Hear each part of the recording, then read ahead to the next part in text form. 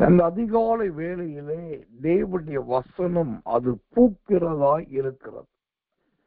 ஓ சோத்திரம், தேவனுடைய வசனம் மலருகிறதாய் இருக்கிறது. தேவனுடைய வசனம் விரிவடைகிறதாய் இருக்கிறது. தேவனுடைய வசனம் அது மனம் நிறைந்ததாய் இருக்கிறது.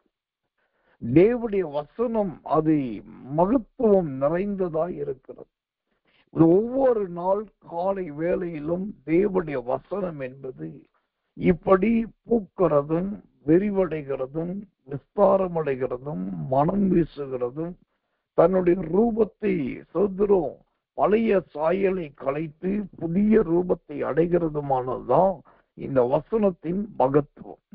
ஆனபடினால் இந்த காலை வேளையிலே நான் இருட்டோடு ஜெபத்துக்காக வந்து, ஆண்டவரே என் பலவீனத்துக்கு மத்தியில் நான் என்ன செய்யட்டும் என்று கேட்டபோது ஒரு கிருபையுள்ள வசனத்தை மிக நீண்ட காலத்துக்கு பின்பு ஆண்டவர் எனக்கு கொடுத்தார். இதை நான் யோசித்து திட்டமிட்டு தேடி எடுத்த வசனம் அல்ல, இது தேவனே எனக்கு காண்பித்த ஒரு வசனம். அதை பார்த்த மாத்திரத்தில் முதலாவது எனக்கே ஒரு சந்தோஷமும் மகிழ்ச்சியும் ஏற்பட்டது.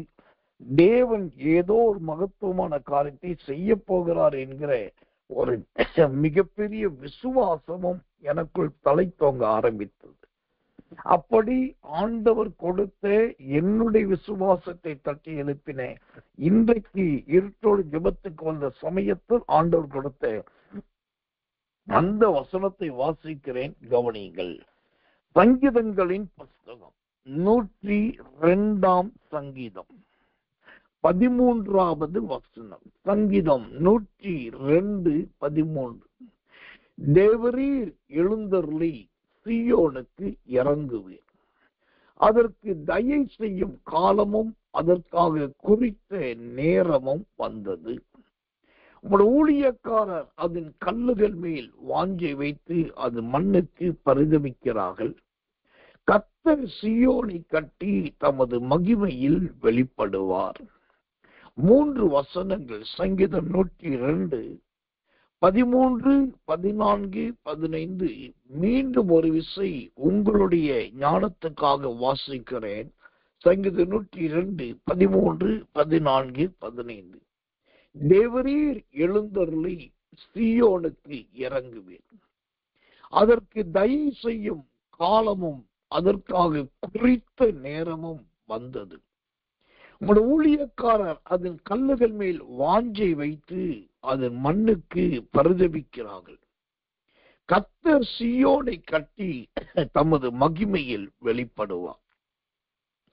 ஆம், இந்த காலை வேளையிலே இந்த அருமையான இருட்டோடு ஜெபத்துக்கு வந்திருக்கிற எனக்கு மிகவும் பிரியமான அன்பு சகோதரர்களே, சகோதரிகளே, விசுவாச தெய்வ பிள்ளைகளே, இந்த வேத பகுதியை ஏற்கனவே நீங்கள் வாசித்தவைகள் தான், பல முறை அறிந்தவைகள் தான், நிறைய முறை கேட்டதுதான்.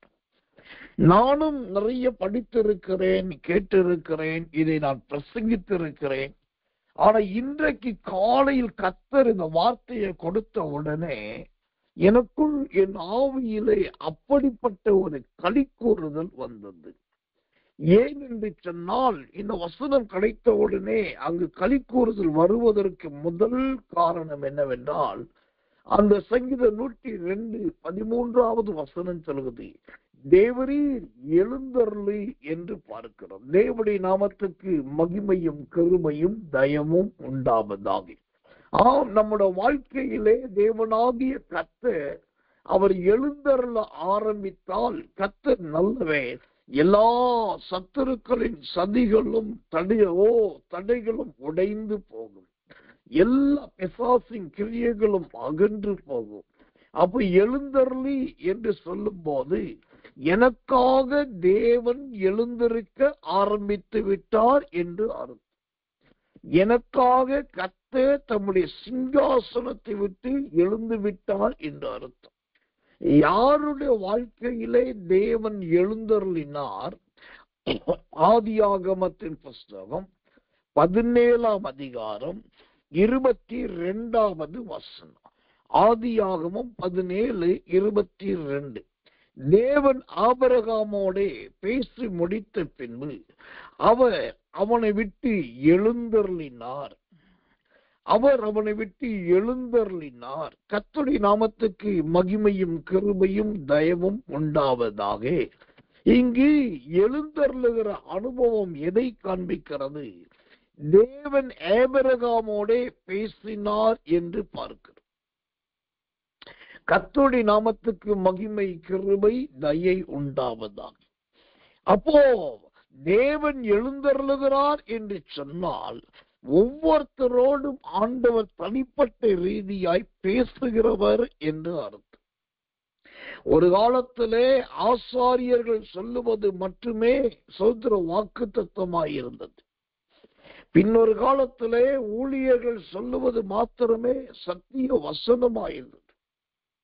ஆனா இப்பொழுது அப்படி அல்ல.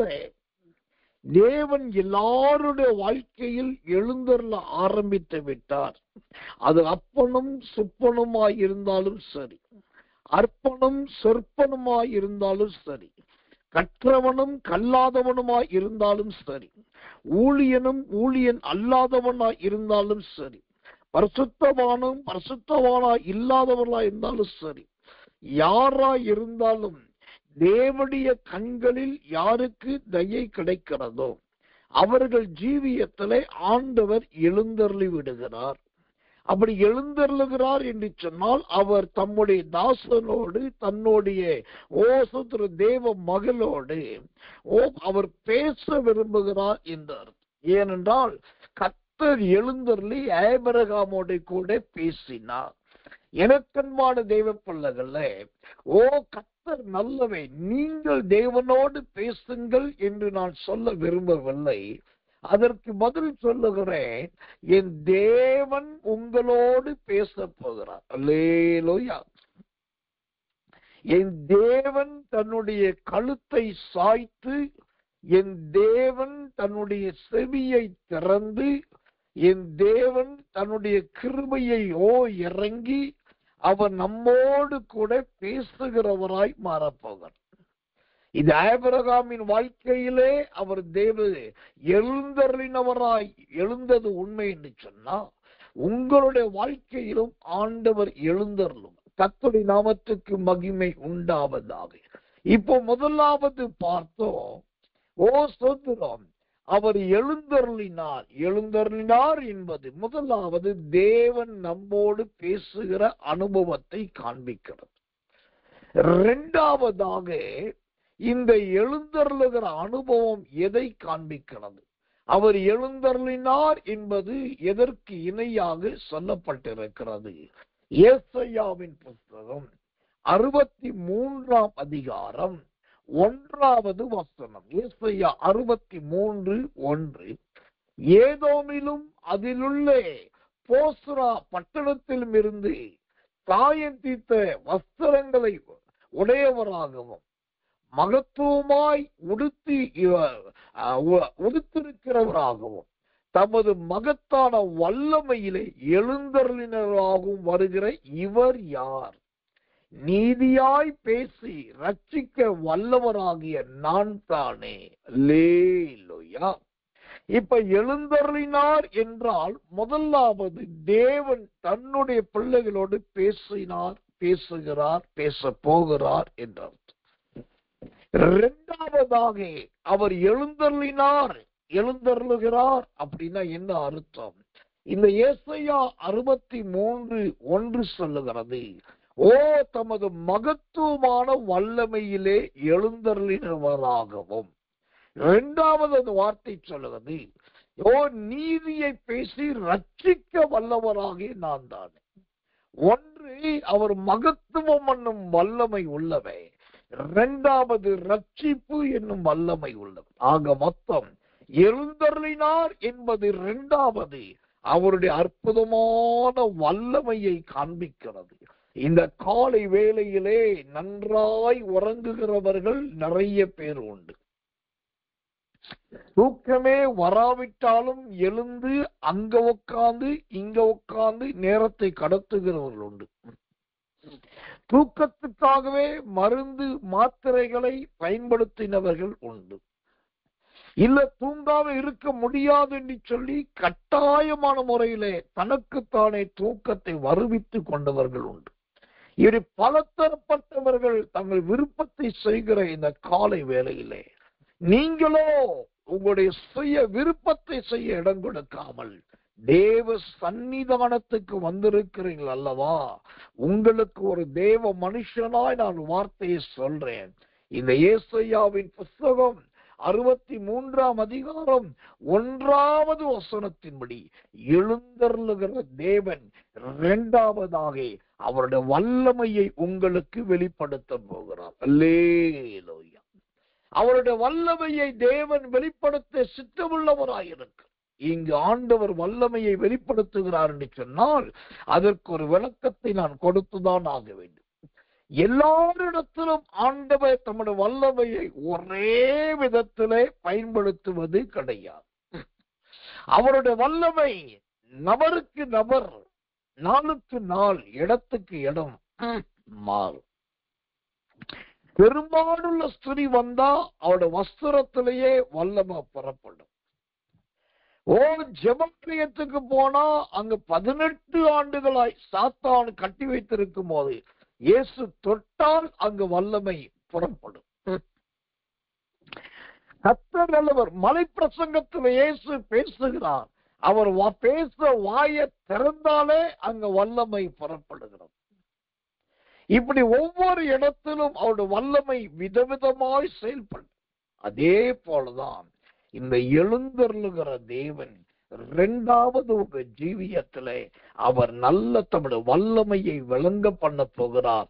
அப்படின்னா என்ன அர்த்தம்? அவருடைய நாம மகிமைக்காக உங்களையே வல்லமையாய் பயன்படுத்த போகிறார் என்று அர்த்தம். நீங்க டீச்சரா இருங்க, ஆசிரியரா இருங்க, பேராசிரியரா இருங்க, கல்விமானா இருங்க, அல்லது ஸ்பான்சர்ஸா இருங்க, பிசினஸ் மேனா இருங்க, நீங்க ஜென்ஸா இருங்க, மென்னா இருங்க, யாரா இருந்தாலும் சரி, அவரிடத்தில் வாஞ்சிக்கிறவர்களுக்கு, அவரை நோக்கி காத்து இருக்கிறவர்களுக்கு அவர் தம்முடைய வல்லமையை கொடுக்கிற தேவன். அந்த வல்லமை தான் சகோதரி இந்த காலை வேளையிலே தேவை. அந்த வல்லமை தான் சகோதரர் இந்த காலை வேளையிலே தேவை. ஏனென்றால் அடிக்கடி பலவீனங்கள், அடிக்கடி சுகவீனங்கள், அடிக்கடி தடுமாறுதல், அடிக்கடி தள்ளாடுதல், இந்த மாதிரி நேரத்தில் ஒரு தேவ பிள்ளைக்கு ரொம்ப தேவை நல்ல ஒரு வல்லமை. இந்த எழுந்தருளுகிற தேவன் தம்முடைய வல்லமையை உங்களுக்கு காண்பிக்க போகிறார். கர்த்தர் நல்லவே, கர்த்தர் நல்லவே, கர்த்தர் தேவரீர் எழுந்தருளி என்று சங்கீதம் 102:13 பார்க்க. அப்படியானால் அந்த எழுந்தருளுகிற தேவன் மூன்றாவதாக எதற்காக எழுந்தருளுகிறார்? முதலாவது நம்மோடு பேசுவதற்காக அவர் எழுந்தருளுகிறார். இரண்டாவது தம்முடைய வல்லமையை நம்மில் விளங்க காட்டுவதற்காக அவர் எழுந்தருளுகிறார். மூன்றாவதாக அந்த தேவன் எழுந்தருளுகிற காரியத்தை கவனியுங்கள். அப்போஸ்தலர் நடபடிகளின் புஸ்தகம் 1ஆம் அதிகாரம் 11வது வசனம். அப்போஸ்தலர் 1:11 வாசிக்கிறேன். கலிலேயராகிய மனுஷரே, நீங்கள் ஏன் வானத்தை அண்ணாந்து பார்த்து நிற்கிறீர்கள்? உங்களிடத்தில் நின்று வானத்துக்கு எடுத்துக் கொள்ளப்பட்ட இந்த இயேசுவானவர் எப்படி உங்கள் கண்களுக்கு முன்பாக வானத்துக்கு எழுந்தருளி போனாரோ அப்படியே மறுபடியும் வருவார் என்றார்கள். அல்லேலூயா. ஆம், தேவரீர் எழுந்தருளி, அவர் எழுந்தருளுகிறார் என்பது மூன்றாவது எதை காண்பிக்கிறது? அவர் வானத்துக்கு எழுந்தருளி போனார். வானத்துக்கு எழுந்தருளி போனார். கர்த்தர் அல்லவே, ஆண்டவர் எழுந்தருளுகிறவர் மாத்திரமல்ல, பேசுகிறவர் மாத்திரமல்ல, வல்லமையை கொடுக்கிறவர் மாத்திரமல்ல, மூன்றாவதாக அவர் தம் வானத்துக்கு எழுந்தருளி போகிறவர். ஏன் ஆண்டவர் வானத்துக்கு எழுந்தருளி போனார்? அந்த வானத்துல என்ன இருக்கிறது? சகரியாவின் புஸ்தகம் 2ஆம் அதிகாரம் 13வது வசனம். சகரியா 2:13. மாம்சமான சகலமான பேர்களே, கர்த்தருக்கு முன்பாக மௌனமாயிருங்கள். அவர் தமது பரிசுத்த வாசஸ்தலத்திலிருந்து எழுந்தருளினார் என்று சொல்கின்றார். அவர் தமது பரிசுத்த வாசஸ்தலத்திலிருந்து, ஆம், தேவன் வானத்திலே எழுந்தருளி போனதற்கு முக்கிய காரணம் அங்குதான் அவருடைய பரிசுத்த வாசஸ்தலம் இருக்கிறது.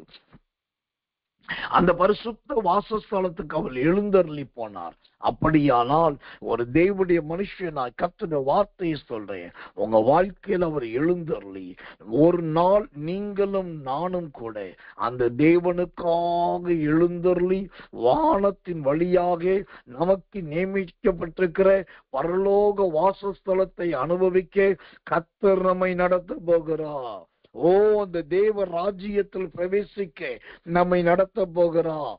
அந்த தேவனுடைய பரலோகத்தை சுதந்திரிக்க தேவன் நம்மை நடத்த போகிறார்.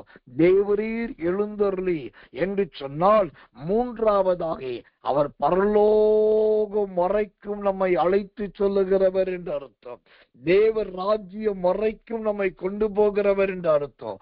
ஆம், எனக்கன்பான தேவ பிள்ளைகளே, தேவனுடைய பரிசுத்த ஆவியின் அபிஷேகத்தை முன்னிட்டு சொல்லுகிறேன். தேவரீர் எழுந்தருளி என்ற வார்த்தையின்படி இன்றைக்கு இந்த இருட்டோட ஜெபத்திலே தேவ செய்தியை கேட்டுக்கொண்டிருக்கிற ஒவ்வொரு தேவ பிள்ளைகள், அது சகோதரர்களாயிருக்கட்டும் சகோதரிகளாயிருக்கட்டும், ஒவ்வொருத்தருடைய வாழ்க்கையிலும் ஆண்டவர் வீட்டிலே இன்றைக்கு எழுந்தருளுகிறதை நீங்கள் பார்ப்பீர்கள். தேவனுடைய அசைவாடுதலை நீங்கள் பார்ப்பீர்கள். கர்த்தருடைய உன்னதமான மகிமை ஒன்று நிரப்புவதை நீங்கள் பார்ப்பீர்கள். உங்க சக்திக்கு மிஞ்சின ஒரு வல்லமை ஆட்கொள்வதை பார்ப்பீர்கள். சத்துருக்களின் குடியோடுதலுக்கு பதிலாக தேவனுடைய மாட்சிமை எழுந்தருளுகிறதை நீங்கள் பார்ப்பீர்கள். உங்க கண்கள் ஆனந்த கண்ணீர் வடிக்கிறதாய் மாறும். உங்க உதடுகள் சோத்திரம் தேவனை துதிக்கிறதாய் மாறும்.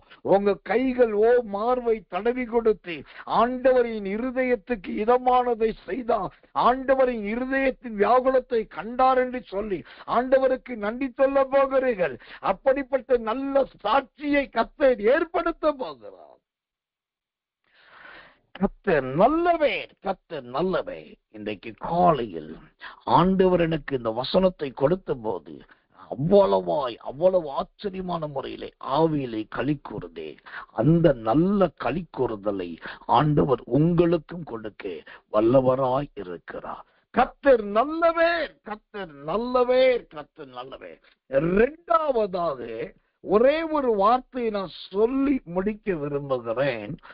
அந்த சங்கீதங்களின் புஸ்தகம் 102 சங்கீதம் அதே 13வது வசனத்தை வாசித்தால் அங்கு வேதம் சொல்லுகிறது, நேரமும் வந்தது, நேரமும் வந்தது. கர்த்தருடைய நாமத்துக்கு மகிமை, கிருபை, தயை உண்டாவதாக. அப்படியானால் எனக்கன்பான தேவ பிள்ளைகளே, இந்த நேரமும் வந்தது என்பது என்ன? எல்லாருக்கும் தேவன் ஒரு நேரத்தை வைத்திருக்கிறார். ஒவ்வொன்றுக்கும் ஒரு நேரத்தை கர்த்தர் வைத்திருக்கிறார். இப்படி பலவிதமான நேரமும் ஆண்டவர் வைத்திருக்கும் போது தேவன் தம்முடைய பிள்ளைகளுக்கு நன்மை செய்வதற்காகவே ஒரு நேரத்தை வைத்திருக்கிறார். ஒவ்வொருவருக்கும் ஒரு தயையுள்ள நேரத்தை ஆண்டவர் வைத்திருக்கிறார். அதைத்தான் இங்கு சங்கீதக்காரன் சொல்லுகிறார். அதற்காக குறித்த நேரமும் வந்தது. தேவனுக்கு மகிமையும் கிருபையும் தயையும் உண்டாவதாக. குறித்த நேரம், அது என்னங்க குறித்த நேரம்?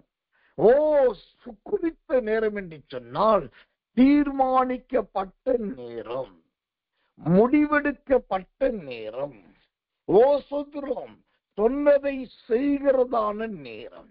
கர்த்தருடைய நாமம் மகிமைப்படுவதாக. ஆண்டவர் இந்த வசனத்தை கொடுத்த போது, என் ஆவி களி கூர்ந்த போது, இந்த வார்த்தை என் கண்களை தெளிவாக்கி. எந்த வார்த்தை? குறித்த நேரமும் வந்தது என்கிற அந்த வார்த்தை என் கண்களையே தெளிவாக்கிடுச்சு. ஏன்னாக்கா நானும் மனுஷன் தானே, நானும் உங்களை போன்றவன் தானே. எனக்கும் பல விருப்பங்கள் உண்டு, ஆஷா பாஷங்கள் உண்டு, எனக்கும் பல நோக்கங்கள் உண்டு, எனக்கும் பல எதிர்பார்ப்புகள் உண்டு. அப்போ நானும் ஆஷா பாஷத்தோடு நோக்கத்தோடு எதிர்பார்ப்போடு காத்திருக்கிறேன் என்று சொன்னால், இந்த காலையில அதற்கு குறித்த நேரமும் வந்தது என்று கர்த்தர் சொல்லுகிறார் என்று சொன்னால், அது எனக்கு மகிழ்ச்சியை தானே கொடுக்கும். எனக்கன்பான தெய்வ பிள்ளைகளே, இந்த நேரமும் வந்தது. கர்த்தருடைய நாமத்துக்கு ஸ்தோத்திர மகிமை உண்டாவதாக. இந்த நேரமும் வந்தது என்பதற்கு வேதத்திலிருந்து ஒரு வசனத்தை வாசிக்கிறேன். ஜெபத்தோடு கவனிங்கள். கர்த்தருடைய கிருபையும் தயவும் உண்டாவதாக. ஓ சோதரம், கர்த்தர் நல்லவே. கர்த்தர் மார்க்கு சுவிசேஷம் 15ஆம் அதிகாரம் 33வது வசனம். மார்க்கு 15:33. 6ஆம் மணி நேரம் முதல் 9ஆம் மணி நேரம் வரைக்கும் பூமி எங்கும் அந்தகாரம் உண்டாயிற்று. 6ஆம் மணி நேரம் முதல் 9ஆம் மணி நேரம் வரைக்கும் பூமி எங்கும் அந்தகாரம் உண்டாயிற்று. இந்த நேரத்தை குறித்து ஏற்கனவே நமக்கு தெரியும். இது ஆண்டவராகிய இயேசு கிறிஸ்து பாடுகளை பட்டு சிலுவையில் ஆணி அறையப்பட்ட போது அங்கே சோத்திரம் 6ஆம் மணி நேரம் முதல் 3ஆம் மணி நேரம் வரைக்கும் பூமி எங்கும் அந்தகாரம் உண்டாயிற்று, நமக்கு தெரியும்.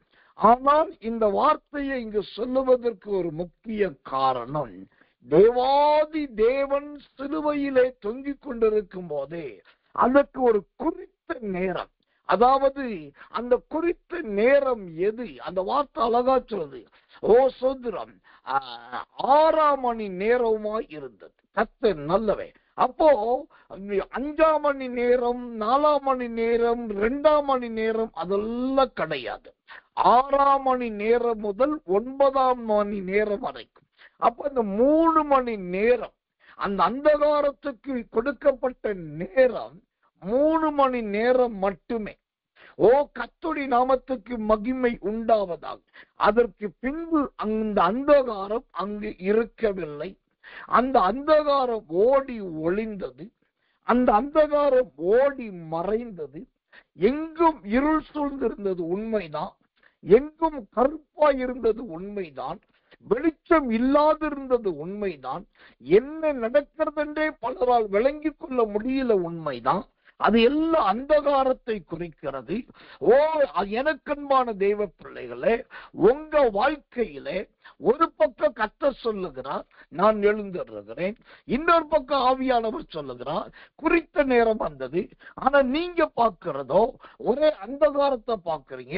இது கர்த்தர் சொல்றது உண்மையா, பரிசுத்தாவி சொன்னது உண்மையா, இல்ல பார்க்கிற அந்தகாரம் உண்மையானாக்கா ஒரு தேவனுடைய ஊழியக்காரனா அனுபவ ரீதியாகவும் சத்திய வசனத்தை கொண்டு சொல்றேன், உங்க வாழ்க்கையில் அடைத்து கொண்டிருக்கிற, மூடி கொண்டிருக்கிற அந்த அந்தகாரத்துக்கு ஒரு முடிவு வருகிறது. அல்லேலூயா. அது 3 மணி நேரம் மாத்திரமே. அதற்கு பின்பு மீண்டும் சூரியன் உண்டாகோ, மீண்டும் வெளிச்சம் உண்டாகோ, மீண்டும் பிரகாசம் உண்டாகோ, மீண்டும் பனி உண்டாகோ, மீண்டும் இயற்கை உண்டாகோ, எல்லாமே நன்மையாய் மாறப்போகிறது. அந்தகாரத்துக்கு வேதம் கொடுத்திருக்கிற நேரம், இந்த மார்க்கு சுவிசேஷம் 15:33 படி அது 6ஆம் மணி நேரம் முதல் 9ஆம் மணி நேரம் வரைக்கும். 6ஆம் மணி நேரம் என்றால் என்ன? நம்முடைய இந்திய நேர கணக்கின்படி அது பகல் 12 மணி. அப்போ 3ஆம் மணி நேரம் என்றால் என்ன? 9ஆம் மணி நேரம் என்றால் என்ன? அது மாலை 3 மணியை குறிக்கிறது. பகல் 12 முதல் மாலை 3 மணி வரைக்கும் இருக்கிறதா அந்த அந்தகார நேரம். ஆனா அதற்கு பின்பு அந்த இடத்துல தேவனாகிய கர்த்தருடைய பயங்கர கிரியைகள் நடக்க போகிறது. பரிசுத்தவான்கள் எழுந்து பூமியிலே நடக்க ஆரம்பித்தார்கள். கர்த்தர் நல்லவே. தேவதாசர்களை, தேவ மனிதர்களை, பரிசுத்தவான்களை எருசலேம் வாசிகள் கண்டார்கள். காரணம், அந்தகாரத்துக்கு முடிவு உண்டாகி பரிசுத்தவான்கள் எழுந்திருக்கிறதும் கல்லறைகள் திறக்கிறதுமான இயற்கைக்கு அப்பாற்பட்ட காரியங்கள் காரியங்கள் நடந்தது. தேவன் எழுந்தருளும் போது, அவருடைய குறித்த நேரம் வரும்போது உங்களுடைய அந்தகாரத்துக்கு ஒரு முடிவு வரும். அந்த அந்தகாரத்துக்கு ஒரு இறுதி வடிவம் வரும். அது உங்களுக்கு ரொம்ப நேரம் இருக்க போவதும் இல்லை, அது உங்களை ஆளப்போவதும் இல்லை. ஓ ரபத்தி ஹதரபக்க துராபராபதிக்க துக்க துரபோருவிக்க தக்க துரபரபரபரதியா, அந்த அந்தகாரமானது நசரேயனாகிய இயேசுவின் நாமத்தினாலே உங்களை விட்டு களைய வேண்டிய நேரம் வந்துவிட்டது. உங்களை விட்டு மறைய வேண்டிய நேரம் வந்துவிட்டது. அந்த அந்தகாரத்தின் கிரியைகள் இனி உங்களுக்குள் இருக்க போவதும் இல்லை. கர்த்தர் நல்லவே, கர்த்தர் நல்லவே, கர்த்தர் நல்லவே. தேவனுடைய கிருபையும் கரமும் பெரிய காரியத்தை செய்ய போகிறது. ஆண்டோடைய வல்லமையின் மகிமை பெரிய காரியத்தை செய்ய போகிறது. கர்த்தருடைய ஆவியானவே தம்முடைய பிரகாசத்தை அனுப்புகிற நாள் நேரம் வருகிறது. அவருடைய பிரகாசத்தை அனுப்புகிற நாள் நேரம் வருகிறபடினால் கர்த்தர் நல்லவே, உங்களை எதுவுமே செய்ய விடாதபடிக்கு தடை செய்து கொண்டிருந்தேன், தடவி திரியத்தக்கவர்களாய் இருக்க வைத்துக் கொண்டிருந்தேன். அந்த அந்தகாரம் நசரேயனாகிய இயேசுவின் நாமத்தில் இன்றோடு மாறுகிறது, இன்றோடு மறைகிறது. அந்த பொல்லாத அந்தகாரத்தின் வல்லமைகள் இனி உங்களிடத்தில் இருக்காதபடிக்கு தேவனே அதிலிருந்து உங்களை ஆச்சரியமாய் விடுவிக்கிறார். கர்த்தர் நல்லவே, கர்த்தர் நல்லவே. தேவன் இந்த அந்தகாரத்திலிருந்து உங்களை விடுவிக்கிறதற்கான ஒரு கிருபையுள்ள வசனத்தை வாசிக்கிறேன். 1 பேதுருவின் புஸ்தகம் 2ஆம் அதிகாரம் 9வது வசனம். 1 பேதுரு 2:9. நீங்களோ உங்களை அந்தகாரத்தினின்று தம்முடைய ஆச்சரியமான ஒளியினிடத்துக்கு வரவழைத்தவருடைய புண்ணியங்களை அறிவிக்கும்படிக்கு தெரிந்து கொள்ளப்பட்ட சந்ததியாயும் ராஜரீகமான ஆசாரிய கூட்டமாயும் பரிசுத்த ஜாதியாயும் அவருக்கு சொந்த ஜனமாயும் இருக்கிறீர்கள். ஆமென். நீங்களோ உங்களை அந்தகாரத்தினின்று தம்முடைய ஆச்சரியமான ஒளியினிடத்துக்கு வரவழைத்தவர். ஆமென். இந்த அந்தகாரத்துக்கு பதிலாக ஆண்டவர் ஆச்சரியமான ஒரு ஒளியை உங்க வாழ்க்கையில கொடுக்கிறார். ஊழியக்காரரே, அந்த ஆச்சரியமான ஒளி உங்களையும் உங்கள் வீட்டார் அனைவரையும் சுற்றிலும் பிரகாசிக்க ஆரம்பிக்கிறது. தெய்வ பிள்ளையே, அந்த அந்தகாரத்துக்கு முடிவு கட்டுகிறபடியினால் இனி அங்கு தேவனுடைய வெளிச்சம்தான் உண்டாகும், தேவனுடைய மகிமைத்தான் உண்டாகும், தேவனுடைய கிரியைத்தான் அங்கு உண்டாகும். ஏனென்று சொன்னால் அவரே உலகத்துக்கு வெளிச்சமாய் வந்தவே. அந்த வெளிச்சம் உங்களுக்குள் வந்திருக்கிறபடினாலே கர்த்தர் உங்களை மகிமையாய் மாற்ற போகிறார். எபேசியர் புஸ்தகம் 5ஆம் அதிகாரம் 8வது வசனம். எபேசியர் 5:8 சொல்லுகிறது, முற்காலத்தில் நீங்கள் அந்தகாரமாய் இருந்தீர்கள், இப்பொழுதோ கர்த்தருக்குள் வெளிச்சமாய் இருக்கிறீர்கள், வெளிச்சத்தின் பிள்ளைகளுமாய் நடந்து கொள்ளுங்கள். ஆமென். முற்காலத்தில் அந்தகாரத்துக்குள் இருந்த உங்களை அந்த குறித்த நேரமும் வந்தது என்று சொன்னாரே, அந்த நேரம் எது? அந்தகாரத்துக்கு முடிவு கட்டுகிற நேரம், இருளுக்கு முடிவு கட்டுகிற நேரம், மப்பும் அந்தாரத்துக்கு முடிவு கட்டுகிற நேரம். அதுதான் கடந்த காலத்தின் அந்தகாரம். ஆனா கர்த்தர் என்ன செய்கிறார்? இந்த எபேசியர் புஸ்தகம் 5ஆம் அதிகாரம் 8வது வசனத்தின்படி, இப்பொழுதோ கர்த்தருக்குள் வெளிச்சமாயிருக்கிறீர்கள், வெளிச்சமாயிருக்கிறீர்கள். இந்த தேவ வார்த்தையின்படி உங்க முகத்திலே அழகான ஒரு வெளிச்சத்தை ஆண்டவர் கொடுக்கிறார். உங்க சாயலிலே ஒரு வெளிச்சத்தை கொடுக்கிறார். நீங்கள் மற்றவர்களோடு உறவாடும் போது, மற்றவர்களுக்குள்ளாய் நிற்கும் போது, நீங்கள் அவர்களுக்கு ஒரு வெளிச்சத்தின் பிள்ளையாகவே காணப்பட போகிறீர்கள். இதுதான் குறித்த நேரமும் வந்தது என்பதற்கு ஆண்டவரால் கொடுக்கப்படுகிற சத்தியவான். அந்த குறித்த நேரமும் வந்தது என்று சங்கீதம் 102:13 வாசிக்கிறோமே. அந்த குறித்த நேரம் எது என்று சொன்னால் அது 2 கிரியைகளை உடையது. 1 அந்தகாரத்தை விளக்கக்கூடியது, 2வது வெளிச்சத்தை கொடுக்கக்கூடியது. அந்த அந்தகாரம் உங்களை விட்டு நீங்கி அந்த நல்ல வெளிச்சம் உங்களை மறைக்கிறபடினா நீங்கள் வெட்கப்பட்டு போகாதபடி கர்த்தர் உங்க தலையை மகிமையிலும் மகிமையாய் முடிசூட்ட போகிறார். கர்த்தர் உங்க தலையை மகிமையிலும் மகிமையாய் முடிசூட்ட போகிறார். ஆண்டோடைய நல்ல அபிஷேகம். இந்த சங்கீதம் 102 சங்கீதம் 13வது வசனத்தின்படி தேவரீர் எழுந்தருளுவார், உங்களோடு பேசும்படி எழுந்தருளுவார், நம்முடைய வல்லமையை கொடுக்கும்படி எழுந்தருளுவார். சியோன் என்கிற ராஜ்யத்துக்கு போகிற வரைக்கும் அழைத்து செல்லுகிறவராய் அவர் எழுந்தருளுவார். 2வது எனக்கு கர்த்தர் கொடுத்த வார்த்தை, குறித்த நேரமும் வந்தது. அப்படின்னா எனக்கு நடக்க வேண்டிய அற்புதம் நடக்க போகிறது. எனக்கு வர வேண்டிய 100 மடங்கு ஆசீர்வாதம் எனக்கு வரப்போகிறது. எனக்கு கர்த்தர் சொன்ன சம்பவங்கள் அப்படியே நிறைவேற போகிறது. அதுல முதலாவது அந்தகாரங்கள் மறைகிறது, 2வது வெளிச்சம் உண்டாகிறது. இதை ஊழியக்காரனாக நான் 100 மடங்கு அப்படியே விசுவாசிக்கிறேன், அப்படியே ஏற்றுக்கொள்ளுகிறேன், அப்படியே அறிக்கையிடுகிறேன். இதை நான் என் ஆவியிலே நான் மகிழுகிறேன், என் இருதயத்திலே நான் சந்தோஷப்படுகிறேன். ஏனென்றால் என் தேவன் எனக்கு குறித்த நேரம் வந்தது. அது அந்தகாரத்தில் விடுவிக்கிற நேரம். என் தேவன் எனக்கு குறித்த நேரம் வந்தது. எல்லாருக்கும் என்னை வெளிச்சத்திலே நிறுத்துகிற நேரம். இந்த காலை வேளையிலே இந்த தேவ செய்தியை நல்ல உற்சாகத்தோடு முழு மனதோடும் யார் கேட்கிறீர்களோ உங்க வாழ்க்கையிலோ அந்தகாரங்கள் மறைகிறது, வெளிச்சம் உண்டாகிறது. எல்லாருக்கும் உண்டாய் நீங்கள் நற்சாட்சியின் புத்திரரும் நற்சாட்சியின் புத்திரியுமாய் மாறப்போகிறீர்கள். ஆண்டவர் தம்முடைய வார்த்தையை ஆமென்றும் ஆமேன் என்றும் நிறைவேற்ற போகிறபடினால் இருக்கிற இடங்களிலே கண்களை மூடி, எல்லாரும் கண்களை மூடுவோம். எல்லாரும் கண்களை மூடி ஆவியில நிரம்பி உற்சாகமாய் கர்த்தரை ஸ்தோத்திரம் பண்ணுவோம். இயேசுவின் நாமத்தினாலே நாம் ஜெபிப்போம். அன்புள்ள நல்ல பரம பிதாவே, நல்ல அருமையான இந்த காலை வேலைக்காக நன்றி. ஆரம்பத்தில் நல்ல அந்நிய வாசைகளையும் திருவசனங்களையும் கொடுத்து ஒரு போதகரை ஜனங்களுக்கு ஏற்ற ஒரு புது அபிஷேகத்துக்குள் நடத்தினதற்காக, பயன்படுத்தினதற்காக, எக்கால சத்தம் போன்று நீ முழங்கினதற்காக உமக்கு நன்றி நன்றி என்று சொல்லி நன்றியோடு துதிக்கிறோம்.